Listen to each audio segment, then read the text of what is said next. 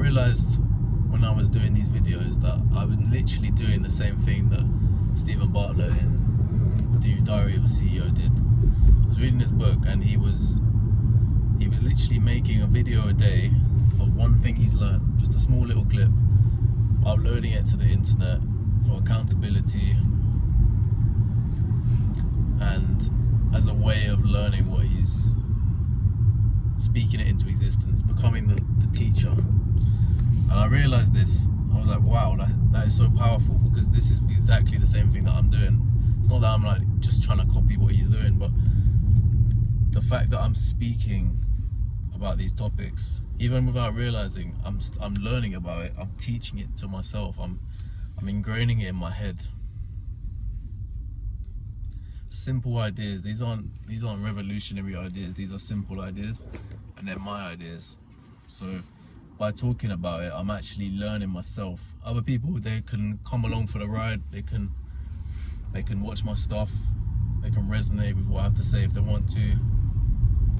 But really, I do this for me. It's my diary, it's my way of accountability. I could easily put my channel on private and say, you know what, yeah, I've got a few subscribers now, like, 40 or something, like chicken change subscribers. But if I put my videos on private, where would the risk be? Where would the sense of pressure be? It would all die. There'd be no point, because I'd just be talking to myself.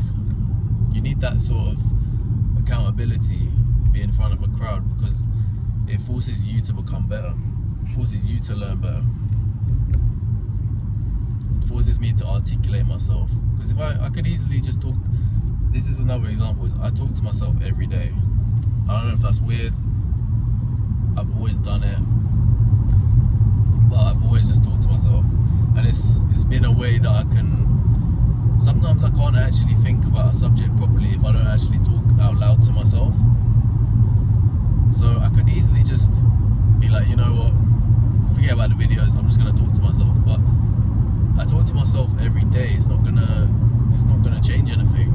I'm so used to talking out loud and saying things to myself that it's not really gonna stick in my head. If I want to talk about a subject and help myself to learn about it, just talking to myself out loud isn't gonna work, because I'm so used to it. But talking on a video means that I have to articulate that thought. It can't just be like a random thought. I have to put some sort of structure to it. So for anyone to learn something properly, talk about it, become the master. Because it's so easy to learn something, right? Like read something on a page and go, yeah, I learned it. It's that our ego takes over. What we should actually do is go, okay, what did I learn from that? Without copying, without looking at the page, what did I actually learn? Can I speak that? Can I teach it? Can I teach someone else in a basic form? Even if it's something a 5-year-old can understand, can I teach it to someone else? Because if I can teach it to someone else that a 5-year-old can understand, I can teach it to myself. That's such a powerful thing. We tend to use like big words to make us seem that we know about a subject, but what ends up happening is we confuse ourselves. We use a big word and we don't actually understand it ourselves. So sometimes dumbing it down for yourself, making it something 5-year-old would understand, makes us understand it.